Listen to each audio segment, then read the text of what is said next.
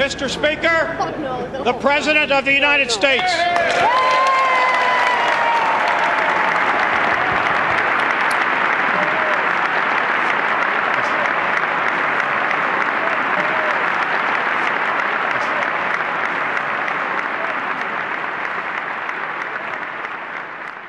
Iraq continues to flaunt its hostility toward America and to support terror.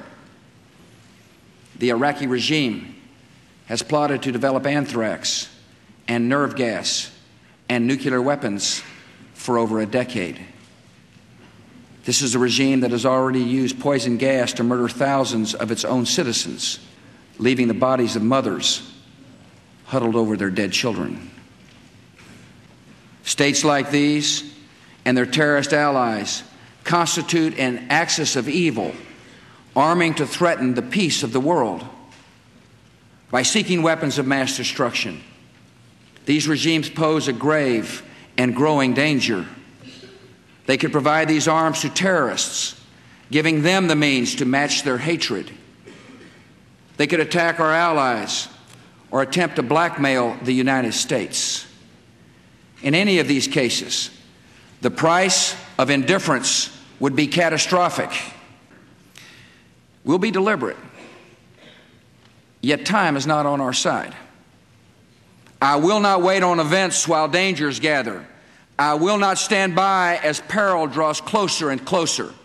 The United States of America will not permit the world's most dangerous regimes to threaten us with the world's most destructive weapons.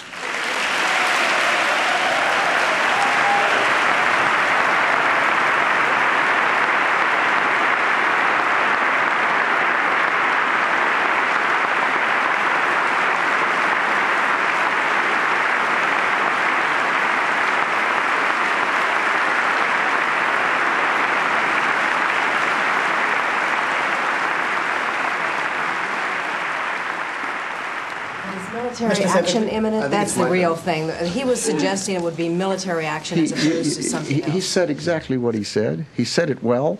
He didn't suggest anything. If there was anything about last night's speech, it was that it had near perfect clarity. But a senior administration official after the speech said he didn't necessarily mean to say military action, but it could be other actions. What do you mean necessarily mean to say? He didn't say.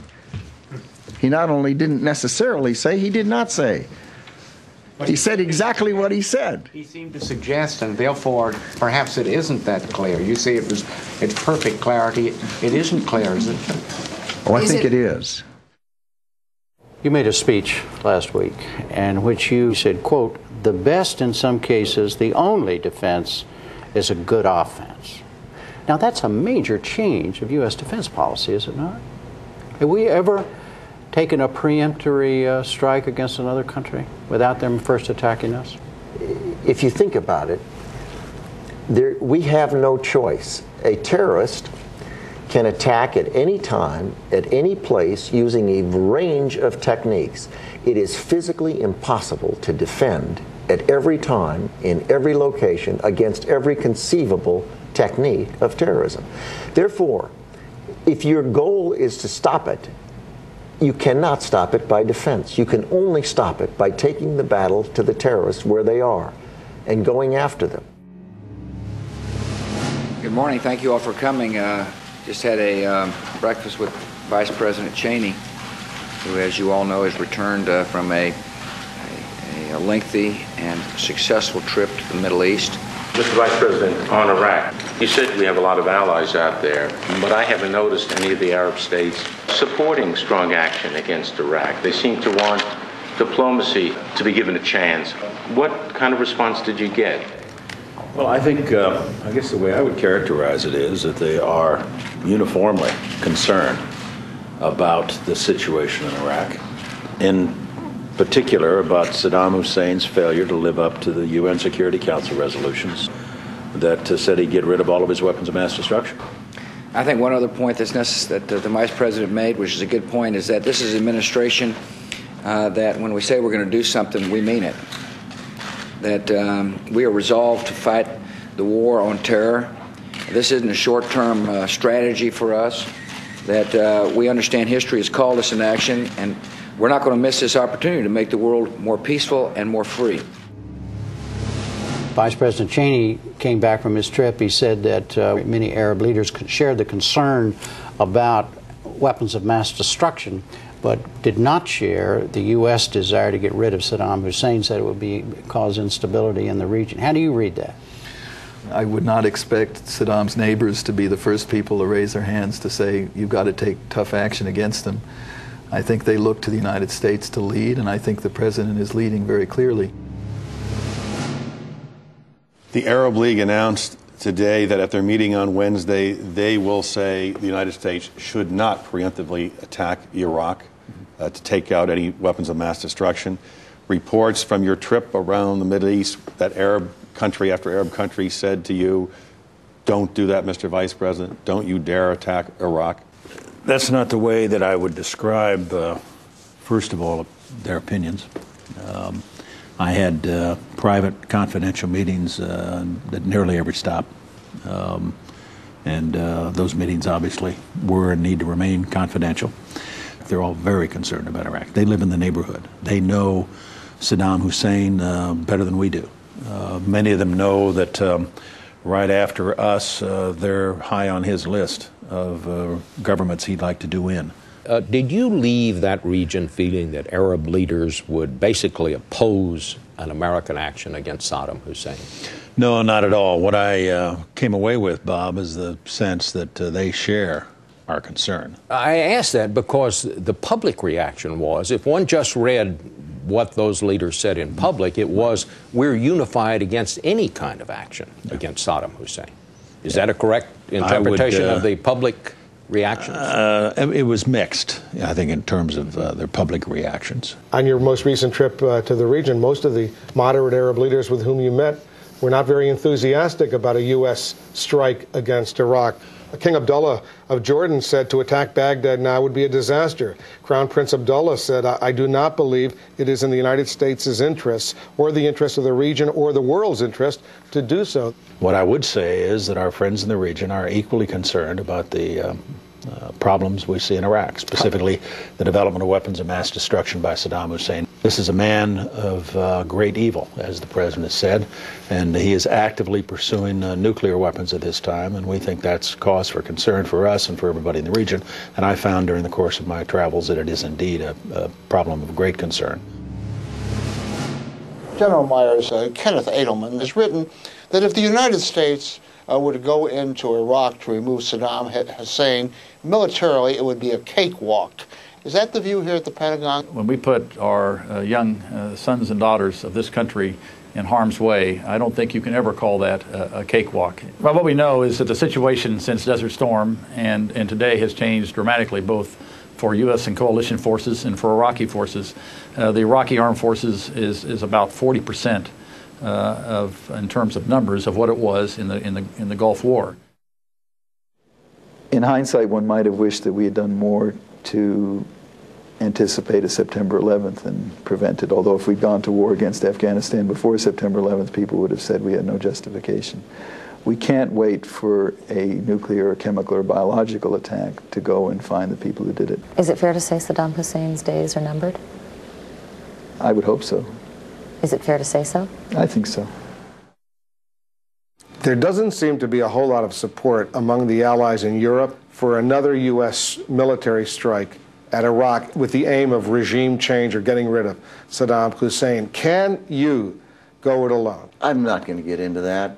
You can be sure the United States isn't going to do anything that it's not capable of doing, and if we do something, we'll be capable of doing it. But it's not for me to make those judgments. You saw the story in today's USA Today on the front page, suggesting that your military chiefs are not enthusiastic about going after Iraq right now, that the military might be stretched too thin already in Afghanistan.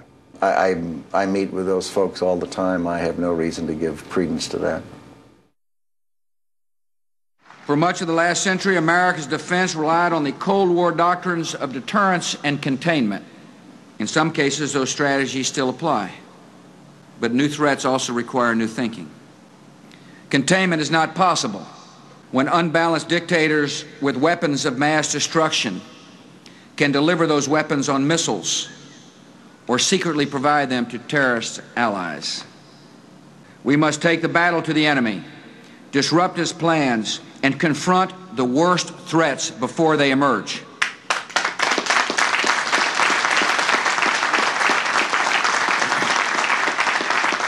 In the world we have entered, the only path to safety is the path of action, and this nation will act. Mr. Secretary, what do you make of the statement made by the Iraqi government yesterday that Iraq has no weapons of mass destruction and is not developing any? They're lying. Next. We continue to see reports on the state of planning to get rid of Saddam Hussein in Iraq. I know it's unlikely that you'll share any details with us, though we'd be delighted to hear them, sir. Somebody else thinks they are. But I wonder, Mr. President, regardless of when or how, is it your firm intention to get rid of Saddam Hussein in Iraq? Yes. And how hard do you think it will be? It's the stated policy of this government to have regime change, and it hasn't changed, and we'll use all tools at our disposal to do so. When Saddam Hussein violates his word that he gave when the Persian Gulf War ended by saying he would allow for unfettered inspection by international inspectors and does not keep his word, that's a real cause of concern for the United States and for the United Nations. Concern, but is it a cause to go to war and kill a lot of people? I'm not going to speculate about what the future may or may not hold. Is there evidence, what kind of evidence is there, that the government of Iraq is in any way hosting, supporting, sponsoring al-Qaeda or any other terrorists inside Iraq? Well, I suppose at some moment it may make sense to discuss that publicly, and it doesn't today. But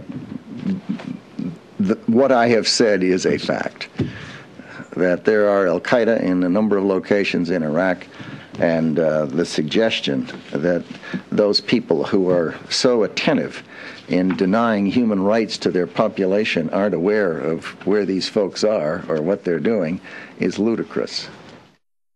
One thing that has to factor in is the growing number of U.S. allies, Russia, Germany, Bahrain, now Canada, who say that if you go to war with Saddam, you're going to go alone. Does the American military have the capability to prosecute this war alone? If you're asking, are you asking about Iraq? That the subject didn't come up in this meeting, but having said that, we take all threats seriously, and we will continue to consult with our friends and allies. I know there's this kind of intense speculation that seems to be going on, a kind of a, I don't know how you would describe it. It's kind of a churning. Frenzy. Frenzy is how the Secretary would describe it. But the subject didn't come up. The American people know my position, and that we will look at all options, and we will consider all technologies available to us, and diplomacy and intelligence.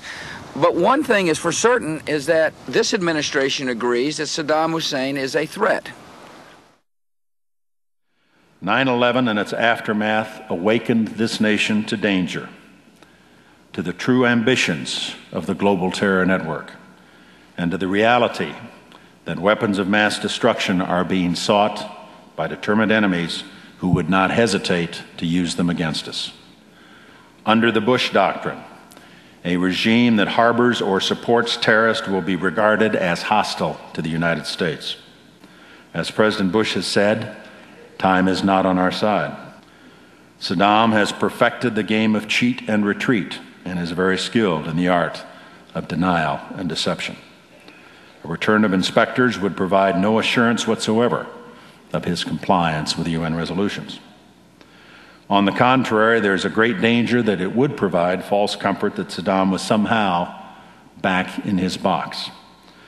Armed with an arsenal of these weapons of terror and seated atop 10% of the world's oil reserves, Saddam Hussein could then be expected to seek domination of the entire Middle East and subject the United States or any other nation to nuclear blackmail. Simply stated, there is no doubt that Saddam Hussein now has weapons of mass destruction. There is no doubt that he is amassing them to use against our friends, against our allies, and against us. The Middle East expert, Professor Fuad Ajami, predicts that after liberation, the streets in Basra and Baghdad are sure to erupt in joy, in the same way throngs in Kabul greeted the Americans. In Vice President Cheney's speech a week ago today, he said inspection was actually dangerous because it would create a false sense of comfort. So which is it? Do we believe that inspection should go forward even though they are dangerous? Or are we supposed to believe that they are dangerous and therefore they shouldn't go Well, forward? the history of the inspections when they took place did lead to a lot of question marks. That's why I said that inspections in and of themselves, inspectors in and of themselves, are not a guarantee that Saddam Hussein is not developing weapons of mass destruction. Does the president think inspectors should go into Iraq or not? The president does. If Saddam does allow those inspectors in, does he avoid regime change? The policy of the United States is regime change, with or without inspectors. Tariq Aziz said this morning, he characterized you and several other people in the Bush administration as warmongers, as using the issue of inspections as a pretext to try to topple the regime. And he said he is willing to sit down and talk about all of the issues involving Iraq. Well, I've met with Tariq Aziz a number of times, both in Baghdad and in Washington and elsewhere.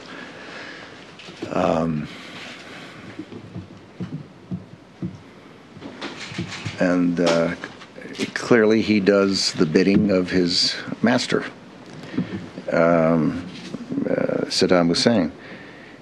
They have, over a good many years, demonstrated wonderful talent and skill at manipulating the media and international organizations and other countries. When it's the right moment to lean forward, they lean forward. When it's the right moment to lean back, they lean back. And it's a dance. It's a dance they engage in. The point that I would emphasize to you is that the threat from Saddam Hussein and weapons of mass destruction, chemical, biological, potentially nuclear weapons capability, that threat is real. We only need to look at the report from the International Atomic Energy Agency this morning, showing what has been going on at the former nuclear weapons sites to realize that. And the policy of inaction is not a policy we can responsibly subscribe to. We just heard the Prime Minister talk about the new report. I would remind you that when the inspectors first went into Iraq and were finally denied access, a report came out of the the IAEA that they were 6 months away from developing a weapon. I don't know what more evidence we need. Is Iraq's regime of President Saddam Hussein a clear and present danger to the United States? There is no doubt that Saddam Hussein's regime is a danger to the United States and to its allies, to our interest. It is also a danger that is gathering momentum, and it simply makes no sense to wait any longer to do something about the threat that is posed here. As the President has said, the one option that we do not have is to do nothing. The President has, I think, put it exactly right. He has said that the one choice we don't have is to do nothing. As the President has said, and as Prime Minister Blair said yesterday, doing nothing is no longer an option. He has aggressively sought to acquire chemical, biological, and nuclear weapons over the years. This is a man who has attacked his neighbors twice, who represses his own people. He used chemical weapons both against the Kurds and against the Iranians during the 1980s. Who is continuing to develop weapons of mass destruction, has not disarmed. He's launched ballistic missiles against 4 of his neighbors over the years.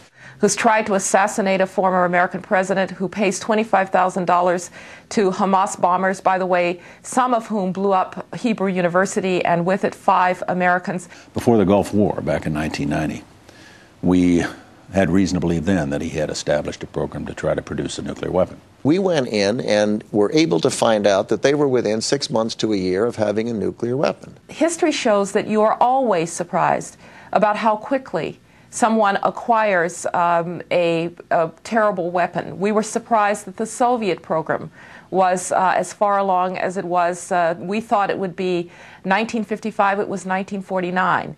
We have to assume there's more there than we know. What we know is just bits and pieces we gather through the intelligence system, but nobody ever mails you the entire plan. Our intelligence is always imperfect, and we usually find out that what we don't know is the most troublesome. He now is trying, through his illicit procurement network, to acquire the equipment he needs to be able to enrich uranium. Aluminum tubes. Specifically aluminum tubes. There's a story in the New York Times this morning. Reporting just this morning that he is still trying to acquire, for example, some of the specialized aluminum tubing one needs to develop centrifuges that would give you an enrichment capability. Scott Ritter, a former United Nations weapons inspector, today addressed the Iraqi National Assembly and basically made the point that there are no problems as far as Iraq is concerned. Listen specifically to what he said. The rhetoric of fear that is disseminated by my government and others has not to date been backed up by hard facts that substantiate any allegations that Iraq is today in possession of weapons of mass destruction or has links to terror groups responsible for attacking the United States. We have facts, not speculation. Scott is certainly entitled to his opinion, but I'm afraid that I would not place the security of my nation and the security of our friends in the region on that kind of an assertion by somebody who's not in the intelligence chain any longer. Is there any hard evidence directly linking the Iraqi government to al-Qaeda and the 9/11 terror attacks against the United States? There is certainly evidence that al-Qaeda people have been in Iraq. We've seen in connection with the hijackers, of course, Mohammed Atta, who was the lead hijacker, did apparently travel to Prague on a number of occasions. And on at least one occasion, we have reporting that places him in Prague with a senior Iraqi intelligence official a few months before the attack on the World Trade Center. It's just more of a picture that is emerging, that there may well have been contacts between al-Qaeda and Saddam Hussein's regime. There are others, and we will be laying out the case. Again, I want to separate out 9/11 from the other relationships between Iraq and the al-Qaeda organization. But there is a pattern of relationships going back many years. One of the things we learned from September 11th was that the intent of the terrorists and those who would supply them with weapons of mass destruction is very, very clear. They're to wipe out our way of life. The problem here is that there will always be some uncertainty about how quickly he can acquire a nuclear weapon. But we don't want the smoking gun to be a mushroom cloud. Our generation has now heard history's call, and we will answer it. America has entered a great struggle that tests our strength and even more our resolve.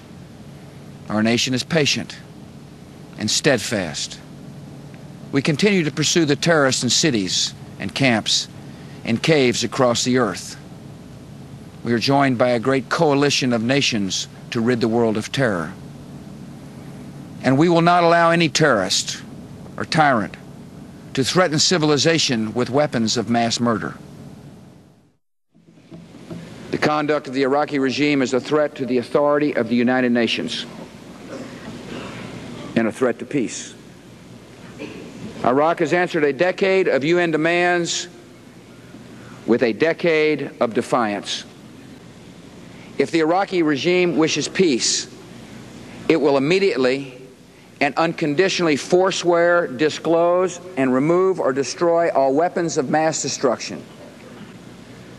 If Iraq's regime defies us again, the world must move deliberately, decisively to hold Iraq to account.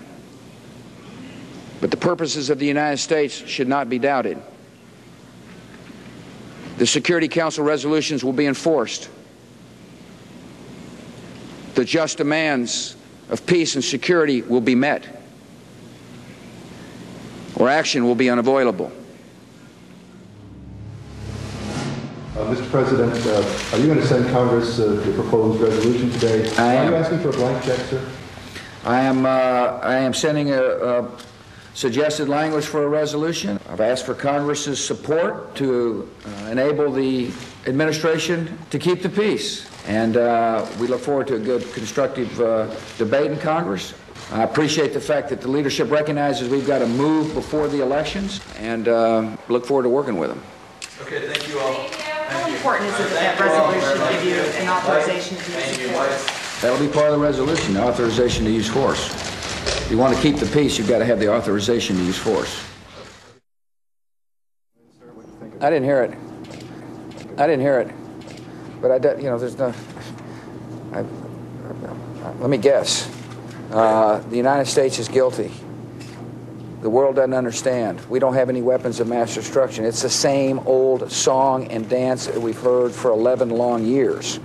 And the United Nations Security Council must show backbone, must step up and hold this regime to account. Otherwise, the United States and some of our friends will do so. Mr. President, do you believe that Saddam Hussein is a bigger threat to the United States than Al-Qaeda?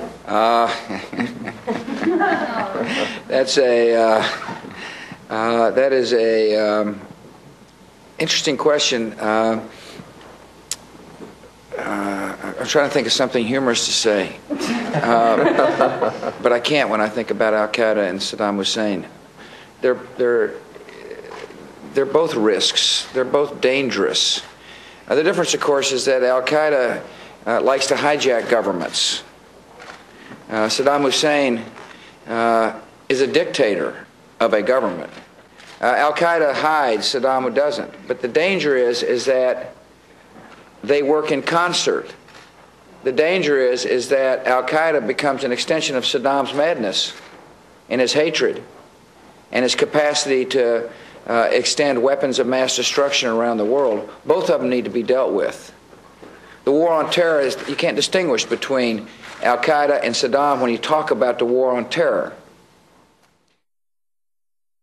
Secretary Rumsfeld in Europe today, when asked if there was evidence tying Iraq to Al-Qaeda, said yes. He did not elaborate. Are you prepared to elaborate? Several of the detainees, in particular some high-ranking detainees, have said that Iraq provided some training to Al-Qaeda in chemical weapons development. So yes, there are contacts between Iraq and Al-Qaeda. We know that Saddam Hussein has a long history with terrorism in general, and there are some Al-Qaeda personnel who found refuge in Baghdad. No one is trying to make an argument at this point that Saddam Hussein somehow had operational control of what happened on September 11th. So we don't want to push this too far. But this is a story that is unfolding, and it is getting clearer, and we're learning more.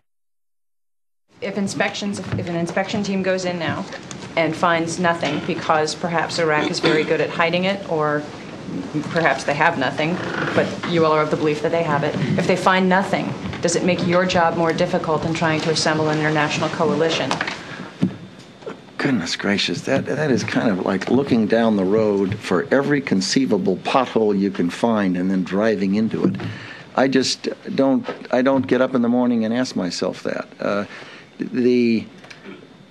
We know they have weapons of mass destruction. We know they have active programs. There isn't any debate about it. So the idea that if you had an appropriate inspection regime, that they'd come back and say you were wrong is so far beyond anyone's imagination that it's not something I think about. We've just concluded a really good meeting with members of the United States Congress to discuss our national security and discuss how best to keep the peace. We are moving toward a strong resolution. And all of us, and many others in Congress, are united in our determination to confront an urgent threat to America. According to the British government, the Iraqi regime could launch a biological or chemical attack in as little as 45 minutes after the order were given. Is the U.S. in any way exaggerating or misleading the American public in regard to the potential threat posed by Iraq? is the U.S. government. You mean the senior members of the administration? Not to my knowledge. And if I knew of an instance, I would certainly correct it. Saddam Hussein is a homicidal dictator who is addicted to weapons of mass destruction. We agree that the Iraqi dictator must not be permitted to threaten America and the world with horrible poisons and diseases and gases and atomic weapons. We've also discovered through intelligence that Iraq has a growing fleet of manned and unmanned aerial vehicles that could be used to disperse chemical or biological weapons across broad areas. We're concerned that Iraq is exploring ways of using these UAVs for missions targeting the United States. Saddam Hussein has held numerous meetings with Iraqi nuclear scientists, a group he calls his nuclear mujahideen, his nuclear holy warriors. If the Iraqi regime is able to produce, buy, or steal an amount of highly enriched uranium a little larger than a single softball, it could have a nuclear weapon in less than a year. Facing clear evidence of peril, we cannot wait for the final proof, the smoking gun that could come in the form of a mushroom cloud. The dictator of Iraq is a student of Stalin, using murder as a tool of terror and control within his own cabinet, within his own army, and even within his own family. On Saddam Hussein's orders, opponents have been decapitated. Wives and mothers of political opponents have been systematically raped as a method of intimidation. And political prisoners have been forced to watch their own children being tortured.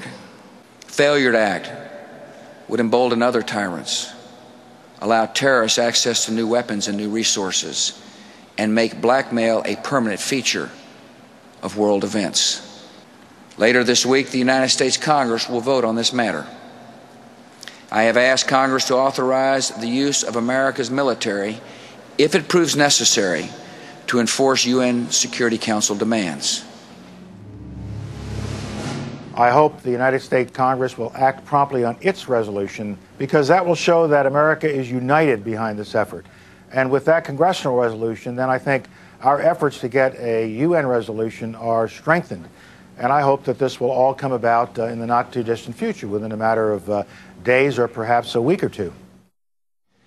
The resolution I'm about to sign symbolizes the united purpose of our nation, expresses the considered judgment of the Congress, and marks an important event in the life of America.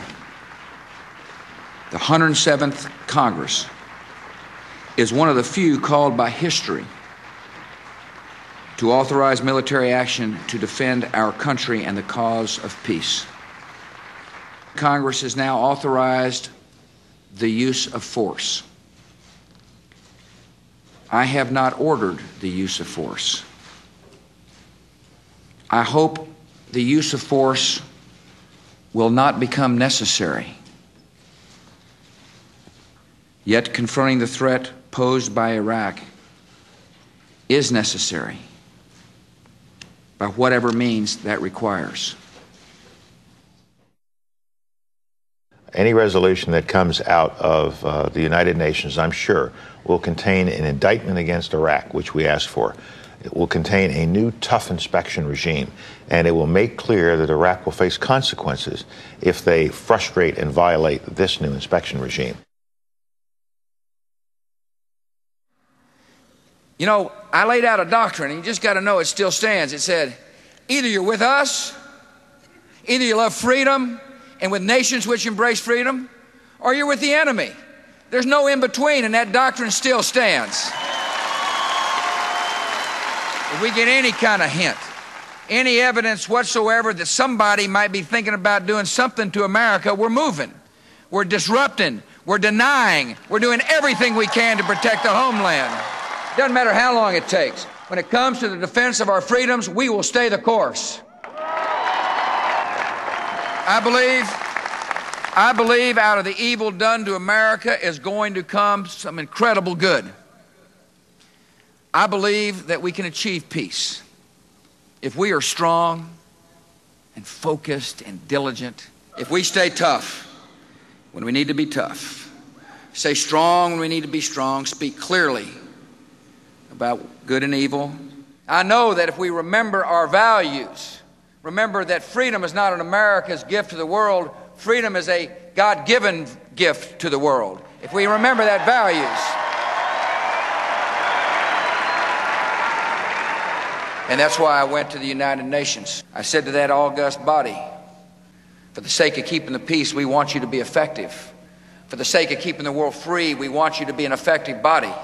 It's up to you, however. You can show the world whether you got the backbone necessary to enforce your edicts or whether you're going to turn out to be just like the League of Nations. Your choice to make. And my message to Saddam Hussein is that for the sake of peace, for the sake of freedom, you must disarm like you said you would do. But my message to you all and to the country is this: for the sake of our future freedoms and for the sake of world peace, if the United Nations can't act, and if Saddam Hussein won't act, the United States will lead a coalition of nations to disarm Saddam Hussein.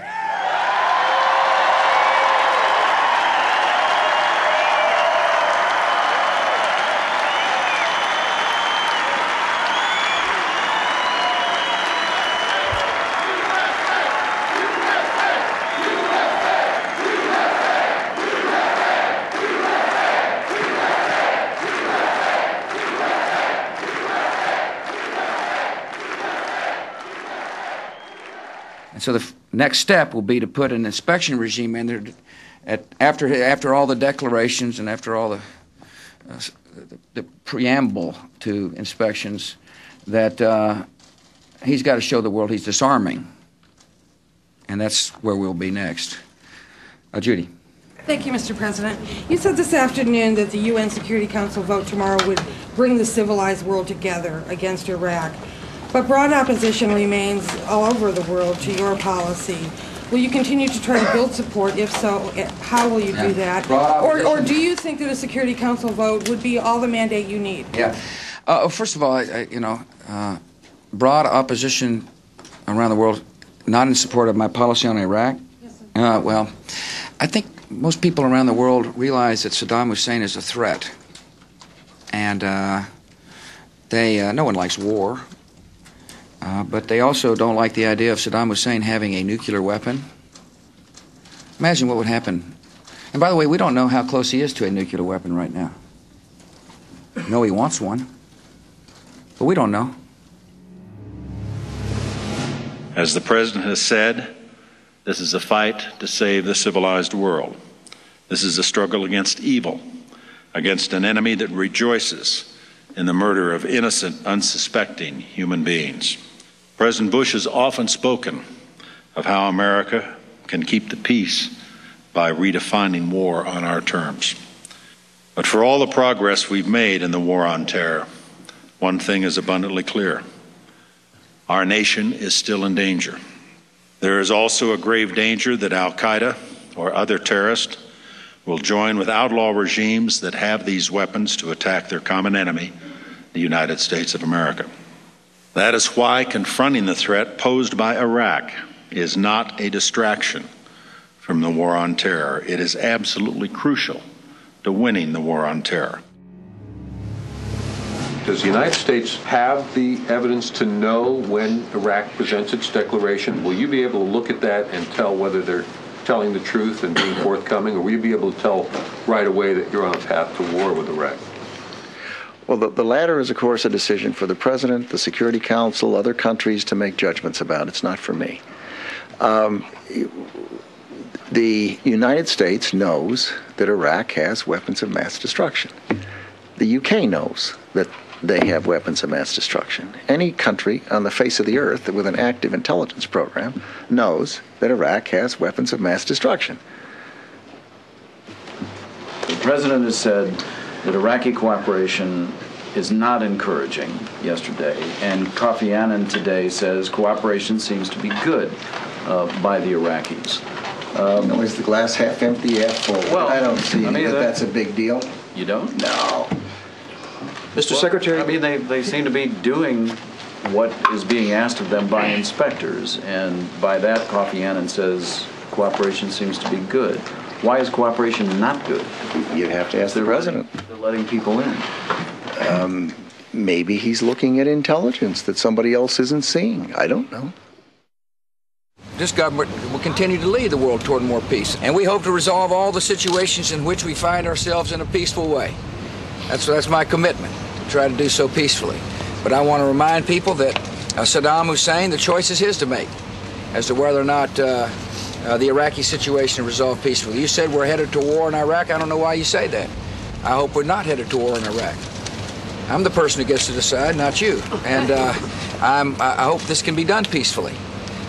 We've got a military presence there to remind Saddam Hussein, however, that when I say we will lead a coalition of the willing to disarm him if he chooses not to disarm, I mean it. The use of military force is this nation's last option. Yet if force becomes necessary to secure our country and to keep the peace, America will act deliberately.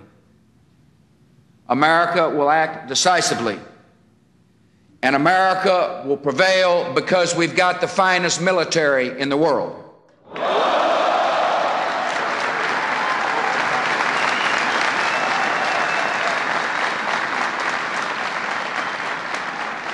As we begin the new year, our military forces are poised around the world, ready to meet any threat. Specific to the Persian Gulf, the flow of forces to the region continues. We've seen a few units depart for the Gulf and can expect that deliberate force flow to continue. And while there has been no decision about Iraq, we want to ensure that we are prepared to provide the President as much flexibility as possible. Yesterday, we saw tens of thousands of demonstrators converge on Washington. They say we should not go to war against Iraq. I would just like to ask you this morning, what do you say to those people? What I would say to them is that the president is trying every means not to go to war, but the decision to go to war is in the hands of Saddam Hussein. Well, Mr. Blix has said that it may take several months more to come to some sort of definitive conclusion about whether he has disarmed it or not. President Chirac of France said yesterday, and these are his words, "Wisdom requires that we grant the inspector's request for more time." What we have to make a judgment on now is whether or not Saddam Hussein is serious about disarming, and is he cooperating with the inspectors in that disarmament process. So just to make sure I understand what you're saying a lack of cooperation would be reason enough to take military action. What I'm saying is that Iraq has an obligation under 1441 and earlier resolutions to disarm. And one way to demonstrate that they are disarmed or are going to disarm is to cooperate with the inspectors and help the inspectors do their job. Time is running out. What should the public know right now about what a war with Iraq would look like and what the cost would be? Cost in dollars or cost in lives? Dollars and human costs. Mm-hmm.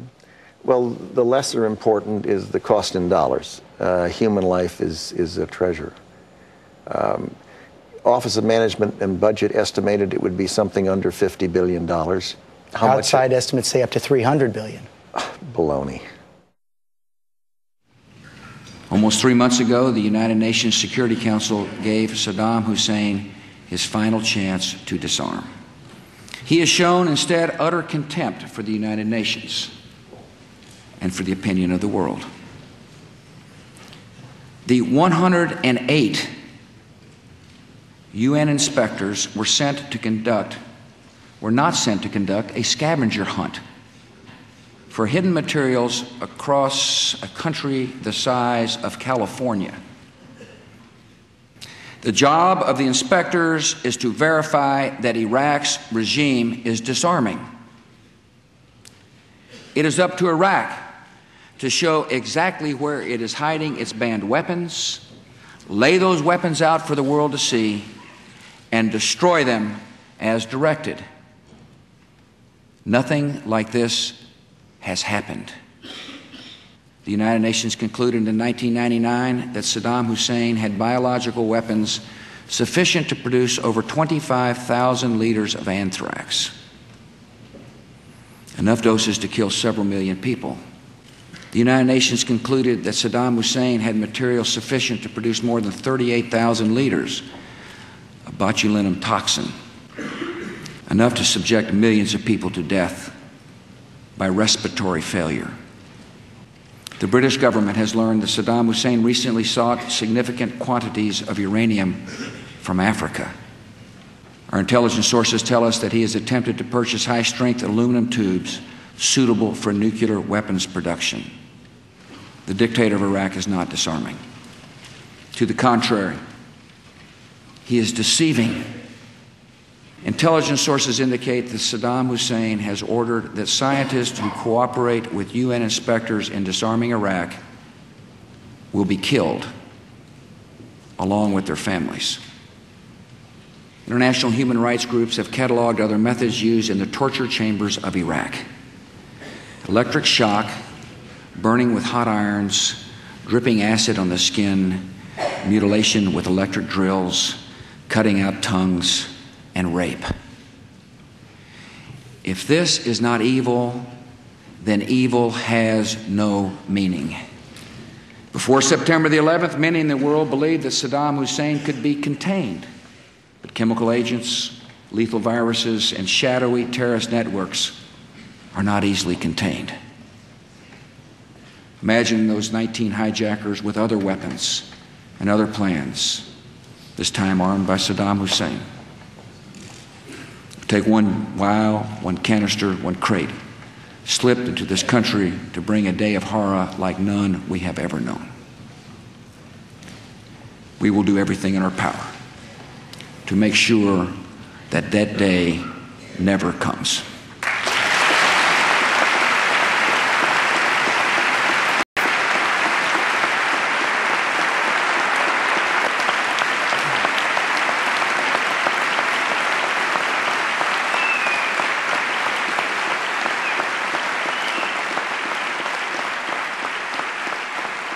One of the most worrisome things that emerges from the thick intelligence file we have on Iraq's biological weapons is the existence of mobile production facilities used to make biological agents. We have diagrammed what our sources reported about these mobile facilities. Here you see both truck and rail car mounted mobile factories. As these drawings, based on their description, show, we know what the fermenters look like. We know what the tanks, pumps, compressors, and other parts look like. We know how they fit together. We know how they work. And we know a great deal about the platforms on which they are mounted. We know from Iraq's past admissions that it has successfully weaponized not only anthrax, but also other biological agents, including botulinum toxin, aflatoxin, and ricin. Saddam Hussein has investigated dozens of biological agents, causing diseases such as gas gangrene, plague, typhus, tetanus, cholera, camelpox, and hemorrhagic fever. And he also has the wherewithal to develop smallpox. In May 2002, our satellites photographed the unusual activity in this picture. Here we see cargo vehicles accompanied by a decontamination vehicle associated with biological or chemical weapons activity. This photograph of the site, taken 2 months later in July, shows that this previous site, as well as all of the other sites around the site, have been fully bulldozed and graded in order to conceal chemical weapons evidence that would be there from years of chemical weapons activity. Saddam Hussein is determined to get his hands on a nuclear bomb. He is so determined that he has made repeated covert attempts to acquire high-specification aluminum tubes from 11 different countries, even after inspections resumed. It goes on and on and on. Clearly, Saddam Hussein and his regime will stop at nothing until something stops him. Iraq has developed spray devices that could be used on unmanned aerial vehicles with ranges far beyond what is permitted by the Security Council. A UAV launched from a vessel off the American coast could reach hundreds of miles inland. And we have sources that tell us that Saddam Hussein recently authorized Iraqi field commanders to use chemical weapons. The very weapons the dictator tells the world he does not have.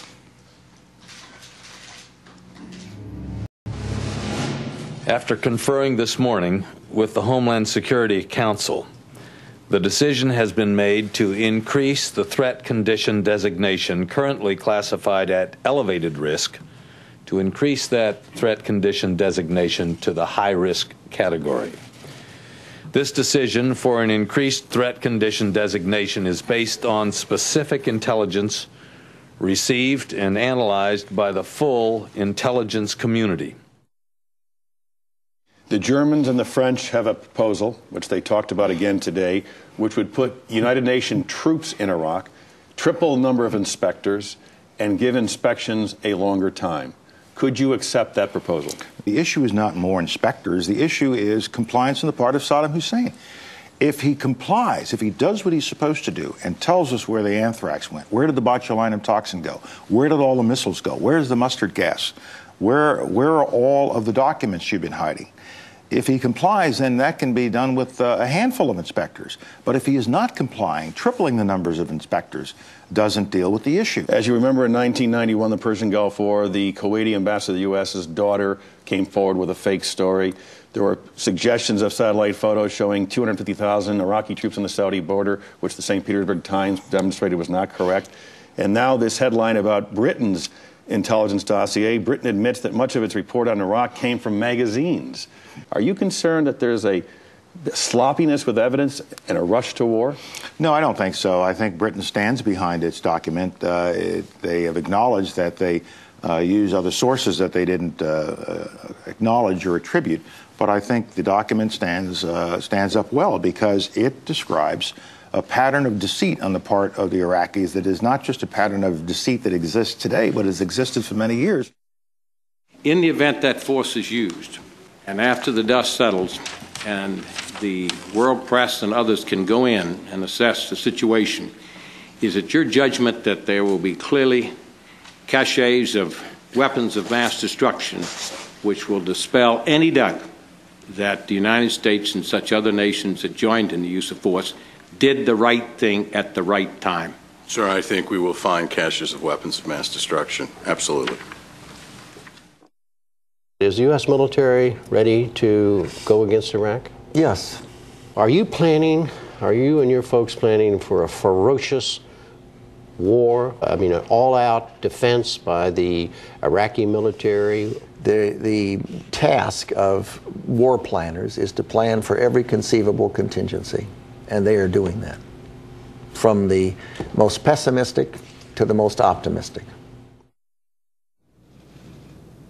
America's interests in security and America's belief in liberty both lead in the same direction, to a free and peaceful Iraq.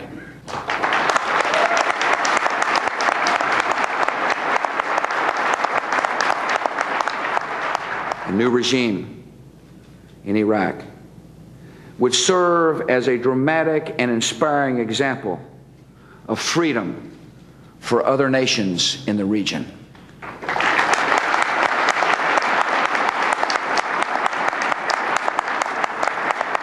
America will seize every opportunity in pursuit of peace, and the end of the present regime in Iraq would create such an opportunity.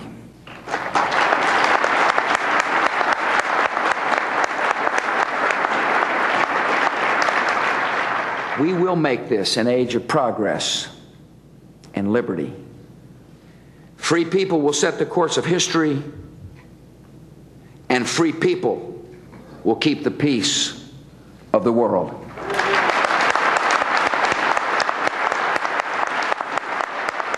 Some of the higher-end predictions that we have been hearing recently, such as the notion that it will take several 100,000 U.S. troops to provide stability in post-Saddam Iraq, are wildly off the mark.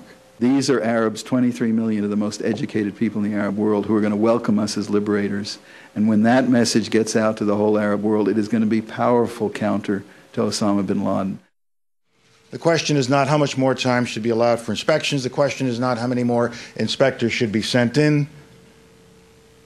The question simply is, has Saddam Hussein made a strategic decision, a political decision, that he will give up these horrible weapons of mass destruction and stop what he's been doing for all these many years? That's the question. There is no other question.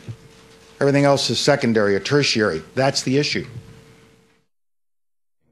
President Bush is about to meet with reporters in the East Room of the White House. This is only the second time he's scheduled a formal news conference in prime time, and it comes as pre-invasion operations are underway by U.S. military forces on the ground and in the air inside Iraq.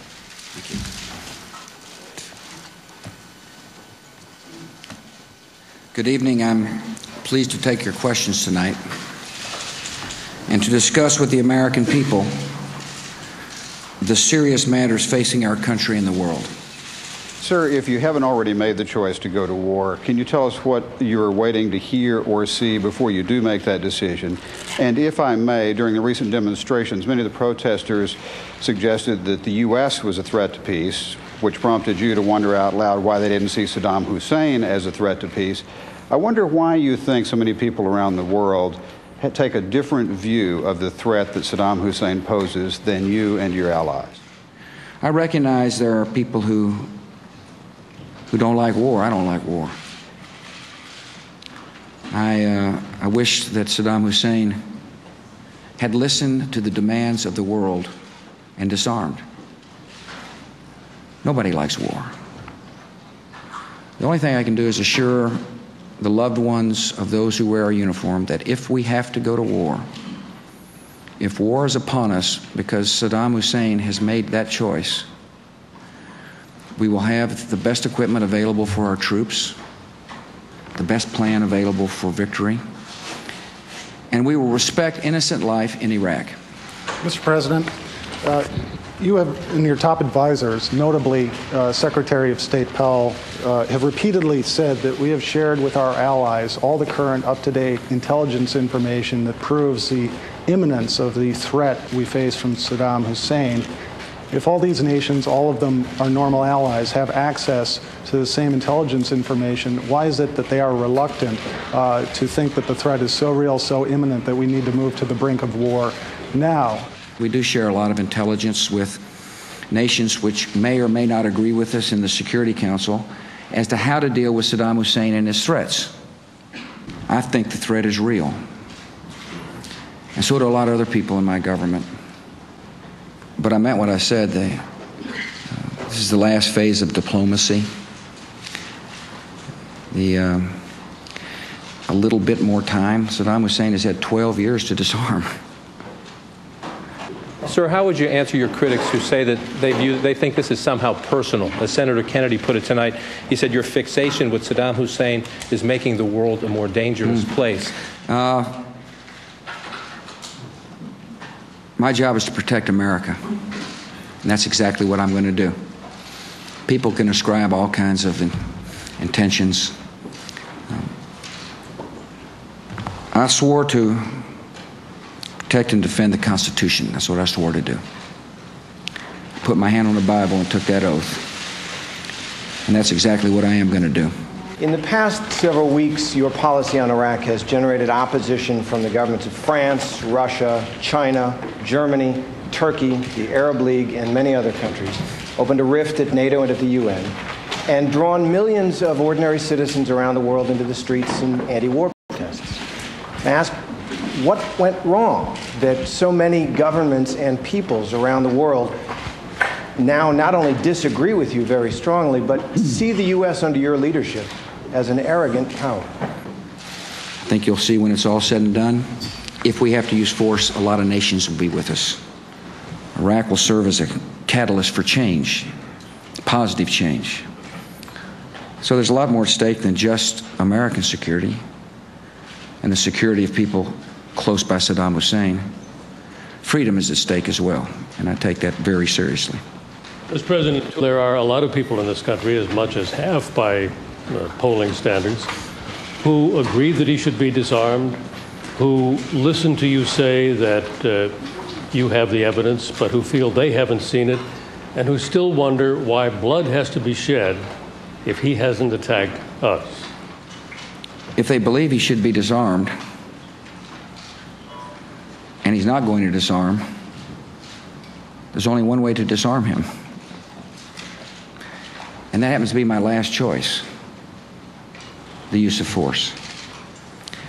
Mr. President, millions of Americans can recall a time when leaders from both parties set this country on a mission of regime change in Vietnam. 50,000 Americans died.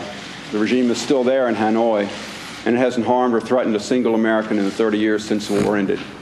What can you say tonight, sir, to the sons and the daughters of the Americans who served in Vietnam to assure them that you will not lead this country down a similar path in Iraq? It's a great question.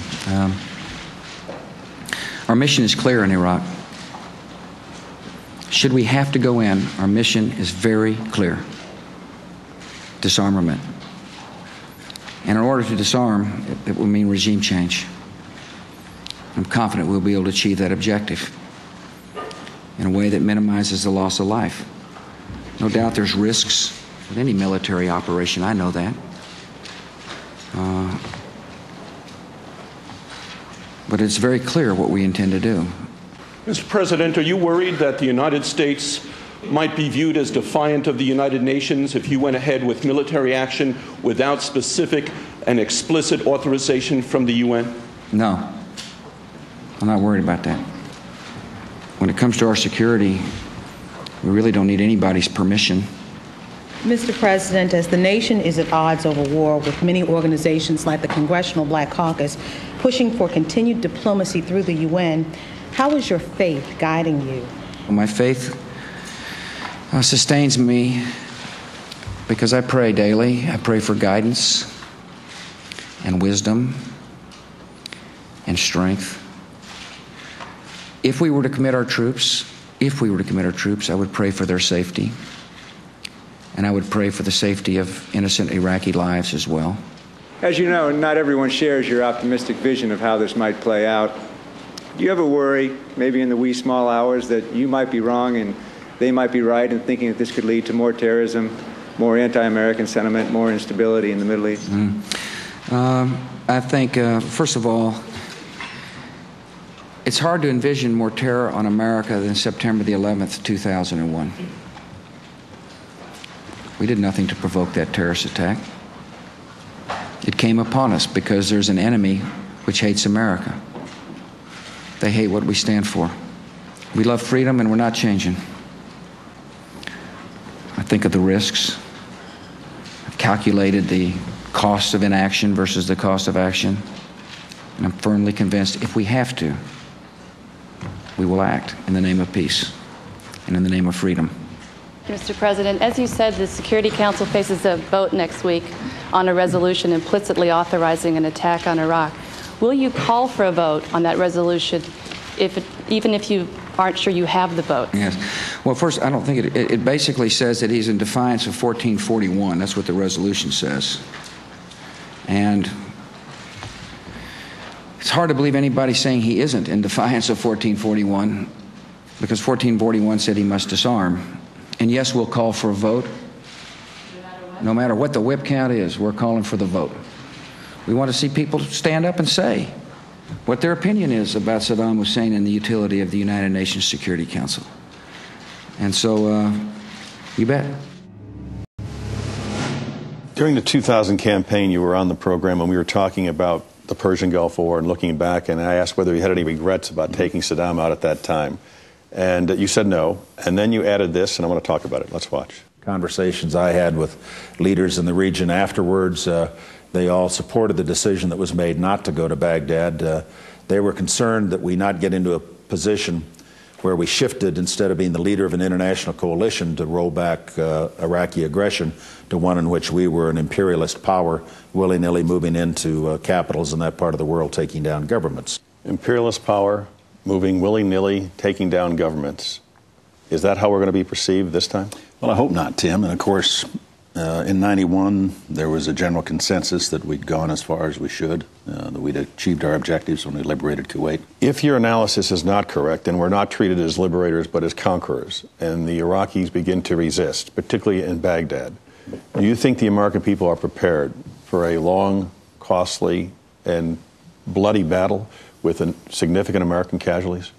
Well, I don't think it's likely to unfold that way, Tim, because I really do believe we will be greeted as liberators. Why not just keep the pressure on, keep the troops there, keep the threat going, and continue to let the inspectors destroy weapons? Because we know you can't keep the troops there forever. And right now, without a strategic decision on the part of Saddam Hussein to comply, I'm as sure as of anything I've ever been sure of, if the pressure comes off, he will go back to his old pattern of behavior. Have you effectively given up trying to get 9 affirmative votes among the 15 members of the Security Council? I don't want to rule out any option that might be available to us right now, because this is what the leaders are discussing in the Azores this afternoon. So is it still possible there might yet be another UN Security Council vote? It is the option, one of the options that is available.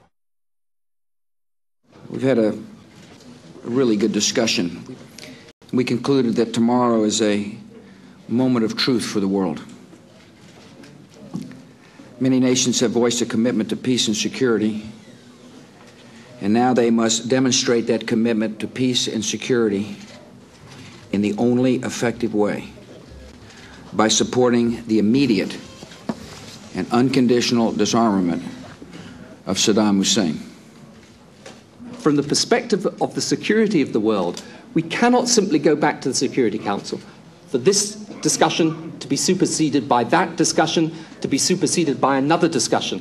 When you say tomorrow is the moment of truth, does that mean tomorrow is the last day that the resolution can be voted up or down, and at the end of the day tomorrow, one way or another, the diplomatic window has closed? That's what I'm saying. Thank you, sir. Earlier today, Britain and the U.S. gave up their bid to win new authorization for action against Iraq rather than face defeat from the UN Security Council.